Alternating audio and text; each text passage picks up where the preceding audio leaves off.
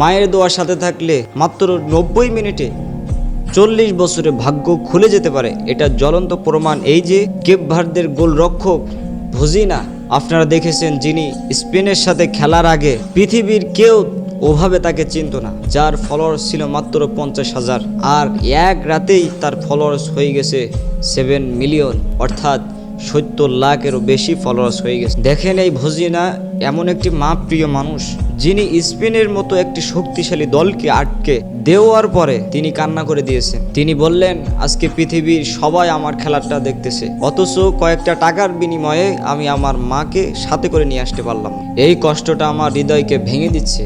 দেখেন একটা মানুষ এরকম একটা বড় সেলিব্রেশন মুহূর্তে তিনি তার মাকে ভুলে যায়নি। আসলে ছেলেদের কাছে মায়েরা হলো শিরোনামহীন, এটা শুরু আছে তো শেষ নেই। এই জন্য আপনি হিন্দু হন, মুসলিম হন, খ্রিস্টান হন, আপনার মায়ের দোয়া যদি সাথে থাকে তাহলে আপনার জীবন ধন্য হয়ে যাবে। যে কোনো বয়সে আপনি আপনার সফলতা দেখবেন। এই জন্য মায়ের সেবা যত্ন করা খুবই দরকার। দেখেন কোরআনে সুন্দর একটা কথা আছে, আপনি মুসলমান, আপনার মা হিন্দু, খ্রিস্টান, তবুও আপনার মায়ের খেদমত করা আপনার জন্য ফরজ।